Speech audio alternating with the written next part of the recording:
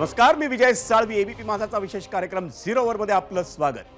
मंडळी, महाराष्ट्रात नवं सरकार बनवण्यासाठी दिल्लीत जोरदार राजकीय घडामोडी सुरू आहेत. पुढच्या 1 ते 1.5 तासात म्हणजे रात्री 9:30च्या सुमारास केंद्रीय गृहमंत्री अमित शाह यांची महायुतीच्या 3 मुख्य नेत्यांसोबत म्हणजे देवेंद्र फडणवीस, एकनाथ शिंदे आणि अजित पवार यांच्यासोबत महत्त्वाची बैठक होणार आहे. या बैठकीत मुख्यमंत्रीपदाचा चेहरा आणि सत्ता स्थापनेसोबतच खाते वाटपावरही चर्चा होणं अपेक्षित आहे. राज्यात महायुतीचं सरकार स्थापन होणार हे निश्चित झालं असलं तरी या नव्या सरकारसमोर आव्हानांचा मोठा डोंगर असणार आहे आणि असं म्हटलं ना तर ती अतिशयोक्ती ठरणार नाही. ही आव्हानं विविध स्वरूपाची आहेत. राजकीय, प्रशासकीय, आर्थिक, पायाभूत सुविधांशी निगडीत अशी अनेक प्रकारची आव्हानं या नव्या सरकारसमोर असणार आहेत आणि त्याबद्दलच आपण आजच्या 0 ओव्हरमध्ये सखोल चर्चा करणार आहोत. महायुतीच्या नव्या सरकारची सर्वाधिक कसोटी लागणार आहे ती मराठा आरक्षण टिकवण्यासाठी. कारण फेब्रुवारी 2024 मध्ये एसीबीसी अंतर्गत मराठा समाजाला राज्य सरकारनं 10% आरक्षण दिलं आणि त्यानंतर लगेचच म्हणजे 5 मार्च पासून या आरक्षणाविरोधात मुंबईत उच्च न्यायालयात अनेक याचिका दाखल करण्यात आल्या आणि म्हणूनच 10% आरक्षण न्यायालयात टिकवणं हे नव्या सरकारसमोरचं नवं चॅलेंज असणार आहे. मंडळी, महाराष्ट्राची सध्याची लोकसंख्या ही साधारण 13 ते 14 कोटी असं आपण सातत्याने ऐकतो आणि त्यामुळेच रोजगार निर्मिती हे कायमच आव्हान असतं. त्यात भर म्हणजे सध्याचा काळ हा अत्याधुनिक यांत्रिकीकरण आणि कृत्रिम बुद्धिमत्तेचा आहे. नोकऱ्या कमी करण्यावर कंपन्यांचा अधिकाधिक भर असताना रोजगार निर्मिती करणं हे अजिबात सोपं नाही, पण तरीही या सरकारला ते करून दाखवावं लागणार आहे. मंडळी, पायाभूत सुविधांचा विचार केला तर देवेंद्र फडणवीस यांची प्रतिमा ही इन्फ्रास्ट्रक्चर मॅन अशी आहे. आचारसंहिता लागण्याआधी वाढवण बंदराचं भूमिपूजन करण्यात आलं होतं, पण त्याच वेळी नागपूर गोवा शक्तीपीठ प्रकल्प GR काढून रद्दही करावा लागला होता. त्यामुळे या 2 प्रकल्पांसह अनेक प्रकल्प मार्गी लावणं यात राज्य सरकारची कसोटी लागणार आहे. पण मंडळी, आव्हानं फक्त बाह्य नसतात, अंतर्गतही असतात. मुख्यमंत्रीपदाची आकांक्षा अनेकांना असते, पण एका वेळी एकाचीच आकांक्षा पूर्ण होते. त्यामुळे देवेंद्र फडणवीस राज्याच्या मुख्यमंत्रीपदी विराजमान झाले तर महायुतीच्या अंतर्गत फॅक्टर्स नाही, त्यांना व्यवस्थित हाताळावं लागणार आहे. कारण 0 ओव्हरमध्ये जसं आपण अनेकदा म्हटलंय की कुठलीही युती आणि आघाडी ही केवळ तडजोडत असते, ते नातं नसतं. त्यामुळे त्या युती आणि आघाडीतही एक अंतर्गत स्पर्धा असते, संधी साधूपणा असतो आणि भविष्याचा विचार करून त्यांची मोर्चे बांधणीही सुरू असते. असो, पण याच मुद्द्याशी निगडीत आहे आपला आजचा पहिला प्रश्न आणि तो प्रश्न पाहण्यासाठीच आपण जाऊयात पोल सेंटरला. आजचा पहिला प्रश्न, नव्या महायुती सरकारसमोर सर्वात मोठं आव्हान कोणतं असेल? मराठा आरक्षण, आर्थिक घडी बसवणं की रोजगार निर्मिती? आमच्या पहिल्या प्रश्नावर आम्ही आपल्याला 3 पर्याय दिलेले होते.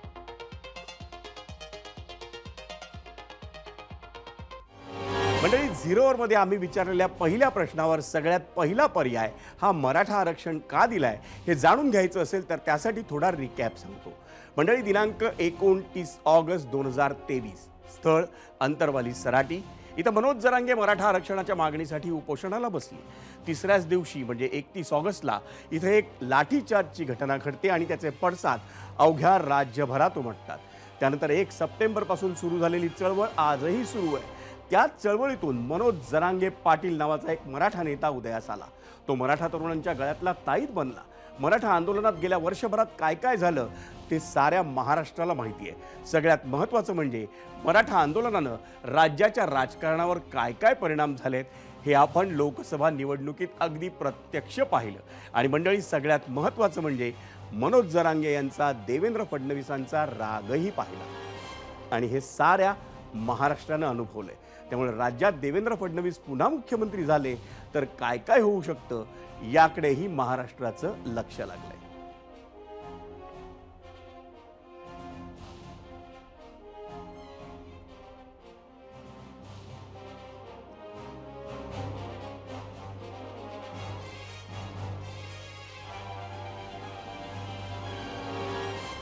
आणि मंडळी, त्यामुळेच महाराष्ट्र सरकारसमोरच्या सर्वात मोठ्या आव्हानांची आपण चर्चा करणार आहोत आणि त्यासाठी आपल्यासोबत छत्रपती संभाजीनगरमधून कृष्णा केंडे, पुण्यातून मंदार गोंजारी नागपुरातून रजत वसिष्ठ आणि राजधानी मुंबईतून अमेय राणे आपल्या सोबत आहेत.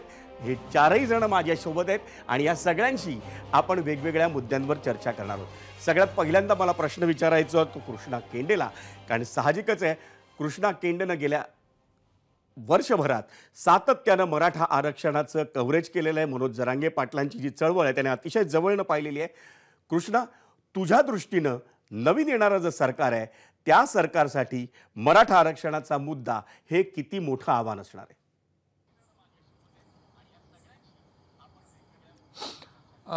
तू जसं म्हटलास की एस-सी-बी-सी टिकवणं, केवळ एस-सी-बी-सी टिकवणं हाच नाही तर ओबीसीतून मराठा समाजाला आरक्षणाची मागणी आहे आणि ती मार्गी लावणं ही अत्यंत महत्त्वाचा भाग सरकारसमोरचा असणार आहे. याचं कारण असं आहे की दोन मोठे समाजावरती याचा परिणाम होतो. एक म्हणजे मराठा आणि दुसरा म्हणजे ओबीसी.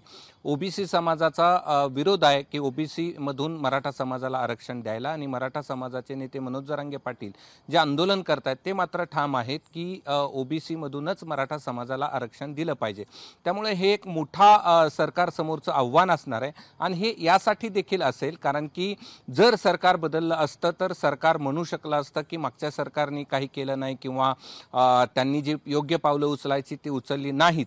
मात्र ज्यावेळी शेवटचा मनोज जरांगे पाटील यांनी सरकारला जी वेळ दिलेली होती ती होती 3 महिन्यांची, आणि त्यानंतर 2 आंदोलनं या ठिकाणी झालेली होती, ती उपोषणं झालेली होती आणि ती त्यांनी स्वतःच या ठिकाणी सोडलेली होती. असं असलं तरी त्याचा परिणाम विधानसभेला जरी चर्चेचा विषय असला झाला नाही झाला तरी लोकसभेला निश्चित प्रमाणावरती झालेला आपण पाहिलेला होता.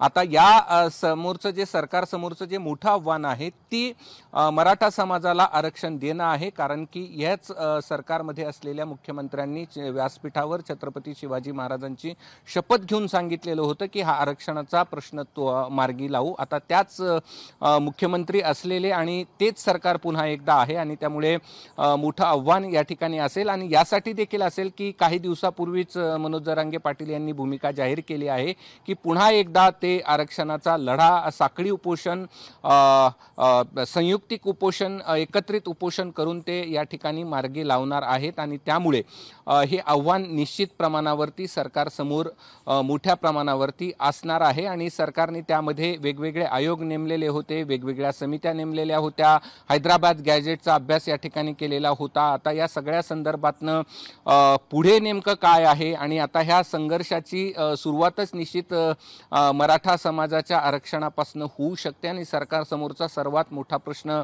हा उपस्थित राहू शकतो. मात्र सरकार या गोष्टीवर त्यावेळी ठाम होतं. आता त्यांची सरकार आल्यानंतरची भूमिका नेमकी काय हे पाहणं महत्त्वाचं आहे. मात्र नक्कीच कृष्णा, आपल्याला या मुद्द्याकडे पुन्हा यायचंय, पण सध्या तरी वळूयात पुढच्या मुद्द्याकडे. मंडळी, महायुती सरकार समोरच्या मराठा आरक्षणाच्या आव्हानाच्या विश्लेषणानंतर आता आपण वळूयात आर्थिक बाबींकडे. आणि या विषयावर आपल्यासोबत बोलण्यासाठी आपल्या समवेत लोकसत्ताचे संपादक गिरीश कुबेरही असणार आहेत. पण परदेशी गुंतवणूक आकर्षित करण्यात महाराष्ट्र पहिल्या क्रमांकावर आहे, ही नक्कीच अभिमानाची बाब आहे. तोच महाराष्ट्र कर्जबाजारी राज्यांच्या यादीत दुसऱ्या क्रमांकावर आहे. आजच्या घडीला राज्यावर 7,11,278 कोटींचं कर्ज आहे. चालू वर्षात महाराष्ट्राला केवळ व्याजापोटी 56,727 कोटी भरावे लागले. आणि यात भर म्हणजे लाडकी बहीण योजनेवरील खर्च. जुलै 2024 मध्ये ही योजना सुरू झाली. तेव्हापासून मार्च 2025 पर्यंत या योजनेसाठी राज्याच्या तिजोरीतून 33,000 कोटी खर्च होणार आहे. त्यातच पुन्हा सत्तेत आलो तर महिन्याला 1,500च्या ऐवजी 2,100 रुपये देऊ अशी घोषणा तत्कालीन मुख्यमंत्री एकनाथ शिंदे यांनी केली होती. आणि तसं झालं आणि जानेवारीपासून वाढीव रक्कम वितरित केली तर जानेवारी ते मार्च या काळात राज्याच्या तिजोरीवर 4,400 कोटींचा अतिरिक्त बोजा पडणार आहे. एकीकडे राज्याच्या तिजोरीवरचा बोजा वाढत असताना राज्याच्या उत्पन्नात त्या प्रमाणात वाढ होत नाहीये. त्यामुळे महाराष्ट्राला एकतर उत्पन्नाचे नवे मार्ग शोधावे लागतील किंवा अनावश्यक खर्च हे कमी करावे लागतील. आता लाडकी बहीण योजनेची सध्याची लोकप्रियता पाहता आणि या योजनेचा महायुतीच्या यशातला मोलाचा वाटा लक्षात घेता ती योजना बंद करणं म्हणजे राजकीय आत्मघात ठरेल. म्हणजेच या अतिरिक्त खर्चाचा विचार पुढच्या 5 वर्षांच्या अर्थसंकल्पात करावा लागणार आहे, हे सत्य आहे. या सर्व बाबींमुळे नव्या सरकारला राज्याची आर्थिक घडी बसवताना तारेवरची कसरत करावी लागणार, ही काळ्या दगडावरची पांढरी रेघ आहे.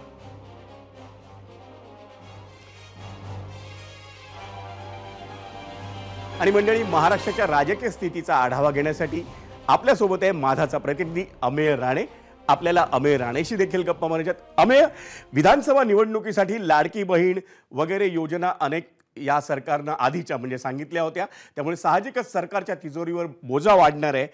पण आता त्याच महायुतीचं नवं सरकार जेव्हा येईल तेव्हा राज्याची आर्थिक घडी बसवण्यासाठी त्यांना ते किती आव्हानात्मक ठरू शकतं?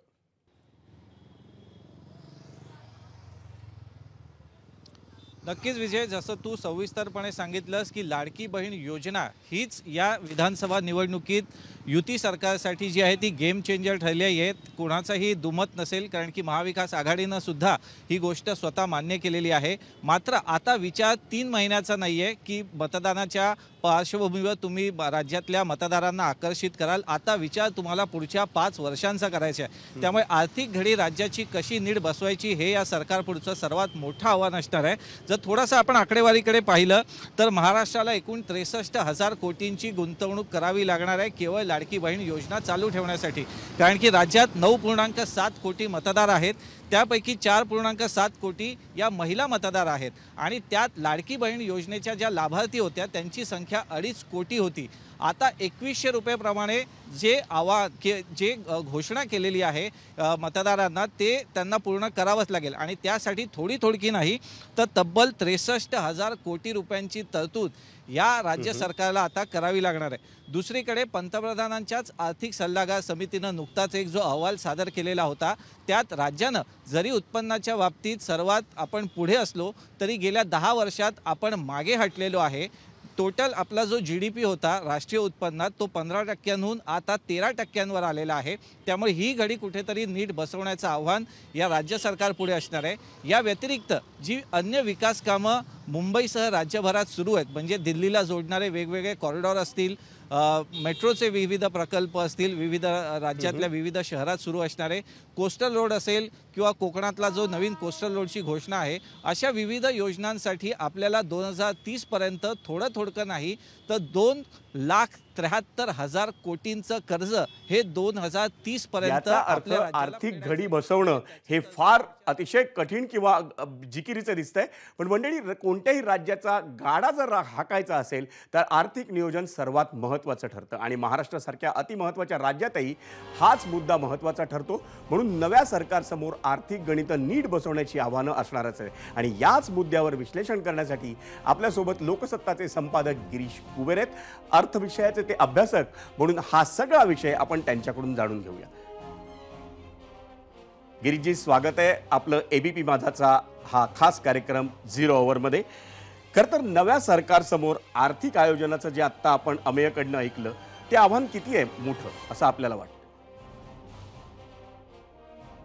नाही, सगळ्यात मोठं आव्हान नव्या मुख्यमंत्र्यांपुढे म्हणजे बहुतेक ते देवेंद्र फडणवीस असतील असं दिसतंय. हे आता आर्थिकच असणार आहे. त्याचे काही छोटे छोटे मुद्दे आपण एक लक्षात घ्यायला हवं. एक तर ते 1,500 रुपये देत आहेत या लाडक्या बहिणींना, ते 2,100 रुपये करायचं त्यांनी आश्वासन दिलेलं आहे. सरकारने दिलेलं आहे, त्यांचं सरकार आलं त्यामुळे त्यांना ते करावंच लागेल. तर 1,500 रुपयेप्रमाणे त्यांना 46,000 कोटीचा एकंदर भुर्दंड सहन करावा लागतो. त्याच्यावेळेला 2,100 रुपये दर महिना होईल आणि या लाडक्या बहिणी जर इतक्याच संख्येने राहिल्या तर अर्थातच ही रक्कम जवळपास 55,000 ते 58,000 कोटी रुपये दर महिना असेल. क्रमांक 1. क्रमांक 2 त्यातला मुद्दा असा की आत्ता ज्या काही त्यांनी त्या विविध कल्याणकारी योजना म्हणजे थोडक्यात मतदारांना आकृष्ट करण्यासाठी ज्या काही योजना जाहीर केलेल्या आहेत त्याचा खर्च 90,000 कोटी रुपयांच्या आसपास आहे. तर त्याच्यामध्ये 1,00,000 कोटी रुपयांची वित्तीय तूट आपण जर पकडली तर दोन्ही मिळून हे 2,00,000 कोटी रुपयांचा टप्पा पार ओलांडून पुढे जाईल. त्यामुळे सरकारला जेव्हा जमा खर्च जो असतो म्हणजे उत्पन्न आणि खर्च यांची जेव्हा बेरीज करावी लागते, सांगड करावी लागते, त्यावेळेला सरकारला पहिल्या दिवसापासून जवळपास 2,00,000 कोटी रुपयांच्या तुटीचा विचार करावा लागेल. याच्याबरोबरीने 8.5 कोटींचं जे काही कर्ज, जवळपास 9,00,000 कोटी रुपयांचं कर्ज राज्याच्या डोक्यावरती आहे ते. त्यामुळे वित्तीय तूट नावाचा जो काही प्रकार असतो कुठल्याही अर्थसंकल्पासाठी जो अतिशय महत्वाचा असतो, ती 5% पलीकडे गेली की ते सरकारचा एकंदर मानांकन कमी होतं. मग अशा सरकारला कर्ज रोखे महाग करावे लागतात, त्यांना कर्ज देणाऱ्यांची संख्या कमी होते आणि कर्ज अधिक व्याजाने आकारलं जातं. तर त्यामुळे हे सरकारला अर्थातच महाग होत जाईल. त्यामुळे सरकारच्या समोरच्या या ज्या काही आव्हानांचा भाग आहे हा आर्थिकच असणार आहे. महसूल वृद्धी कशी करायची हे सगळ्यात मोठं लक्ष असेल. आणि गेल्या वर्षभरामध्ये दरम्यानच्या कालखंडामध्ये लोकसभा निवडणुका आणि विधानसभा निवडणुका याच्यात जो काही अकाली वृष्टी आणि पर्यावरणीय आव्हानं जी निर्माण झाली त्याच्यामुळे शेतकऱ्यांना मोठ्या प्रमाणावरती नुकसान भरपाई द्यावी लागणार आहे. तो खर्च याच्यामध्ये गृहीत धरावा लागेल. हे एकंदर सगळं बघता याच्या पुढचा सरकारचा संसार चालवणं हे राजकीय विजयापेक्षा आर्थिक संतुलन साधणं हे अधिक अवघड आहे हे संबंधितांना लक्षात येईल. गिरीजी, आपण नेहमी असं म्हणतो मराठीमध्ये की सारी सोंगा आणता येतात पण पैशाचं सोंग आणता येत नाही. आणि आता प्रश्न तर राज्य सरकारसमोरच्या आर्थिक नियोजनाचा आहे. त्यामुळे महायुतीनं जाहीरनाम्यामधनं जी वचनं दिली होती त्या वचनांचं काय होणार आहे आता? हे तर द्यावं तर लागेलच. याचा अर्थ साधा आहे की ज्या वेळेला न परवडणारी आपण आश्वासनं देतो त्याचं वजन किती असतं, त्याचं दडपण किती असतं याचा विचार संबंधित राजकीय पक्षांनी करावा लागतो. एकदा जिंकणं हेच महत्त्वाचं जर उद्दिष्ट असेल त्यावेळेला आर्थिक शहाणपण बाजूला ठेवलं जातं. त्यामुळे ही जी आश्वासनं दिलेली आहेत त्याची पूर्तता करायची तर कशी करायची हा प्रश्न अतिशय महत्त्वाचा आहे. आणि त्याचा विचार ही आश्वासनं देताना या संबंधितांनी केला होता असं निश्चितच म्हणता येत नाही. तसा विश्वास. गिरीजी, सगळ्यात महत्त्वाचा जो योजना होती ज्याच्यामुळे महायुती जिंकली असं म्हटलं जातं ती लाडकी बहीण योजना. ती 1,500वरनं 2,100वर नेण्याचं वचन देण्यात आलं होतं. पण हा सगळा जो वाढता खर्च आपल्याला दिसतोय समोर अख्खा डोंगर, तर त्या योजनेवर या सगळ्याचा काही परिणाम होऊ शकतो का? मला असं वाटतं की लाडक्या बहिणीची ही आम्ही बातमी पण दिलेली होती. त्यावेळेला सरकारने तो निर्णय थांबवून ठेवला होता. छाननी सुरू केली जाईल. आत्ताच्या घडीला दिसतंय असं की या अनेक लाभार्थी महिला ज्या खरं म्हणजे अपात्र आहेत त्यांना सुद्धा याच्यामध्ये निधी दिला जातोय. त्यामुळे त्याची छाननी करावी लागेल. आणि छाननीमध्ये अर्थातच जे अपात्र ठरतात म्हणजे ज्यांच्याकडे आर्थिकदृष्ट्या ते सधन आहेत किंवा परिस्थिती बरी आहे त्यांची नावं याच्यातनं वगळावी लागतील. आत्ताच्या घडीला सरकारनं म्हणजे निवडणुकीच्या आधी याच्या अटी इतक्या पातळ इतक्या सैल केल्या की फक्त महिला असणं एवढंच आवश्यक ठरेल याची खबरदारी सरकारने घेतली. पण ते आता परवडणारं नाही. त्यामुळे एका बाजूने निधी जर वाढवायचा असेल तो 1500चा 2100 करणार असं सांगितलेलं आहे. त्याच वेळेला लाभार्थींची संख्या कमी करावी लागेल. त्याचा जो काही राजकीय दुष्परिणाम होतो तो त्याला तोंड द्यावं लागेल. कारण ज्या भगिनींना त्यांची नावं वगळली जातील त्या अर्थातच सरकारला दूषणं देतील, ती सहन करावी लागतील. पण याच्या अटी शर्तींमध्ये सगळ्यात महत्त्वाचा मुद्दा म्हणजे जो अधिकाऱ्यांनी सुरुवात केलेली आहे माहिती जमवणं पॅन कार्ड आणि आधारच्या आधारे ती त्यांनी तयारी केलेली आहे. याला मोठ्या प्रमाणावरती कात्री लागेल. आणि ज्या अनेक भगिनी ज्यांना सुरुवातीचे 4-5 जे काही हप्ते दिले गेले त्यांना लक्षात येईल की पुढच्या हप्त्यांमध्ये आपलं नाव वगळलेलं आहे. धन्यवाद गिरीशजी या सविस्तर विश्लेषणाबद्दल. आणि वळूयात पुढच्या बातमीकडे. मंडळी, आर्थिक मुद्द्यावर चर्चा केल्यानंतर बोलूयात राज्यातल्या रोजगाराच्या प्रश्नाकडे. देशाच्या इतर भागांप्रमाणे बेरोजगारीची समस्या ही महाराष्ट्रालाही भेडसावते. दरवर्षी जितके तरुण तरुणी पदवी मिळवत आहेत त्या संख्येनं राज्यात नोकऱ्या उपलब्ध नाही आहेत हे वास्तव आहे. आणि जिथं हजारो किंवा लाखोंच्या संख्येनं नोकऱ्या आहेत त्या शहरांची संख्या हाताच्या बोटावर मोजण्याइतकी आहे. याचाच अर्थ असा की बेरोजगारीसोबतच 2 ते 3 शहरांमध्ये केंद्रित झालेला विकास ही देखील राज्य सरकारसमोरची मोठी समस्या आहे. विदर्भ आणि मराठवाड्याचे लाखो तरुण आज मुंबई पुण्यामध्ये नोकऱ्या करतात. त्यांनी मोठ्या शहरांमध्ये स्थलांतरित होण्याबाबत आक्षेप असूच शकत नाही. पण प्रश्न हा आहे की त्यांना स्थलांतरित होण्याची वेळ का येते. गोंदिया किंवा बुलढाण्यातील तरुण तरुणीला आपलं करिअर घडवण्यासाठी मुंबई पुणे आणि नाशिकला का जावं लागतं. त्यांना त्यांच्या शहराजवळच उत्तम पगाराची नोकरी का मिळू शकत नाही. आणखी एक महत्त्वाची बाब म्हणजे शेती आता पूर्वीसारखी भरघोस आर्थिक मोबदला देणारी राहिलेली नाही. पिढी जशी पुढे सरकते तसतसे जमिनीचे वाटे होत जातात आणि कुटुंबातील प्रत्येकाच्या वाट्याला 1 ते 3 एकर एवढीच शेती येते. त्यामुळेच गावगाड्याकडील अनेक तरुणांना आज शेती करावीशी वाटत नाही. आणि तरीही जे शेती करतायत त्यांची लग्न जमत नाही आहेत आणि ग्रामीण भागात तो एक मोठा प्रश्न बनलेला आहे। दुर्दैवानं त्या समस्येची म्हणावी तितकी चर्चा होत नाही, पण ग्रामीण महाराष्ट्रात या विषयाची दाहकता ही दिवसागणिक वाढत चालली आहे आणि या सगळ्यावर राज्य आणि केंद्र सरकारला धोरणात्मक बदल करून धाडसी निर्णय घेऊन क्रांतिकारक बदल घडवून आणावे लागणार आहेत। कारण गावाकडची क्रयशक्ती वाढली तर शहरात देखील नोकऱ्या निर्माण होतील, हे आपण लक्षात घेतलं पाहिजे। मंडळी, महाराष्ट्रात रोजगार आणि त्यासंबंधीचं आव्हान जाणून घेण्यासाठी आपल्यासोबत आपला प्रतिनिधी पुण्याहून असणार आहे मंदार गोंजारी। मंदार, आपण सगळं निवेदन ऐकलं, थोडक्यात तुला प्रश्न विचारतो। राज्यात रोजगार निर्माण होणं हे आत्ता नव्या सरकारच्या दृष्टीनं किती महत्त्वाचं असणार आहे? आपण आपल्या राज्याच्या समोरच्या वेगवेगळ्या आव्हानांचा सामना करतो आहोत, ज्या आव्हानांमुळे आपल्या समाजामध्ये तणाव निर्माण झालेले आहेत आणि या तणावांची उत्तरं कोणी आरक्षणामध्ये शोधण्याचा प्रयत्न करतंय। मराठा समाजासाठी आरक्षण असेल, आदिवासींसाठी असेल किंवा ओबीसींसाठी असेल, मात्र या प्रश्नाचं उत्तर रोजगार वाढीमध्ये सापडू शकतं। आपण जर 2000 किंवा 90च्या दशकाचा विचार केला तर जेव्हा आपल्या या राज्यामध्ये मोठ्या प्रमाणात रोजगार आले तेव्हा आरक्षणासाठीचे हे तणाव किंवा इतर जे काही तणाव आज आपण पाहतो आहोत ते त्यावेळी नव्हते आणि त्यामुळं रोजगार वाढीवरती मोठ्या प्रमाणात भर द्यावा लागेल। आपण सातत्याने मिरवत आलेलो आहोत की महाराष्ट्र संपूर्ण देशामध्ये 1 नंबर आहे, तो आहे, मात्र त्याची गती कमी झालेली आहे हे आपणच आत्ता आकडेवारीमध्ये लोकांना सांगितलं आणि त्यामुळं नक्की चुकतंय काय याचा विचार करावा लागेल आणि फक्त विचार नाही तर त्यावरती अंमलबजावणी करावी लागेल। आपल्या सगळ्यांना आठवत असेल की पुण्यात जवळील तळेगावमध्ये फोक्सकॉन आणि वेदांताचा एक सेमीकंडक्टरचा मोठा प्रकल्प येऊ घातलेला होता, मात्र तो काही कारणास्तव गुजरातला हलवण्यात आला आणि तिथून पुढे तो गुजरातमधून देखील बाहेर गेला।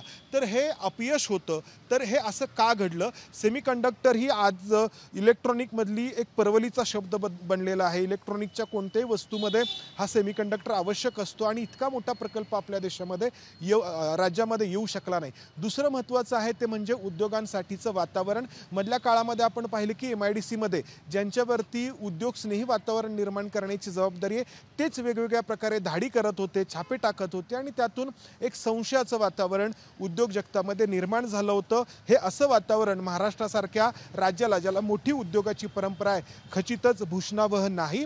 उद्योजकांना ब्लॅकमेल करण्याचे प्रयत्न होत होते का, असाही सूर त्यावेळी छुप्या पद्धतीने अळवला गेला होता। तिसरी महत्त्वाची बाब आहे ती म्हणजे पायाभूत सुविधांची। या उद्योगांसाठी ज्या आवश्यक सुविधा आहेत, उदाहरण घ्यायचं झालं तर पुण्याजवळ प्रस्तावित असलेला आंतरराष्ट्रीय दर्जाचा एअरपोर्ट, जो एअरपोर्ट गेली अनेक वर्ष आपण पाहतो आहोत की त्याच्याबद्दल परवानग्यांचं सत्र सुरू आहे, मात्र त्याच्यासाठीची जमीन अधिग्रहणाची प्रक्रिया देखील कुठेही अजून सुरू झालेली नाही। त्याचबरोबर रस्त्यांच्या समस्या असतील, या समस्या सोडवाव्या लागतील आणि एक समिती नेमण्यात आलेली होती 2023 मध्ये टाटा सन्सचे जे प्रमुख आहेत N चंद्रशेखरन यांच्या अध्यक्षतेखाली, आणि या समितीमध्ये राज्यातील वेगवेगळे बडे उद्योजक होते, सरकारी अधिकारी होते, रिटायर्ड झालेले अधिकारी होते। त्यांनी एक अहवाल त्यावेळी डिसेंबर 2023 मध्ये म्हणजे मागच्या वर्षी सरकारला सादर केलेला होता आणि या अहवालामध्ये राज्याच्या विकास वाढीसाठी काय करायला हवं, खास करून ऑटोमोबाईल सेक्टरसाठी प्रयत्न करायला हवेत, आर्टिफिशियल इंटेलिजन्ससाठी प्रयत्न करायला हवेत आणि इलेक्ट्रॉनिक्स क्लस्टरसाठी प्रयत्न करायला हवेत, अशा अनेक बाबी सुचवल्या होत्या। अशा अनेक बाबी सुचवल्या होत्या। मंदार, तू, कृष्णा, रजत, आपल्या सोबत तुम्ही सगळेजण राहा, कारण आपल्याला या विषयांवरती आणखी चर्चा करायची आहे। मंडळी, आपण चर्चा करतोय महायुती सरकारसमोर, येणाऱ्या महायुती सरकारसमोर नवी आव्हानं काय असतील। एबीपी माझा, उघडा डोळे बघा नीट।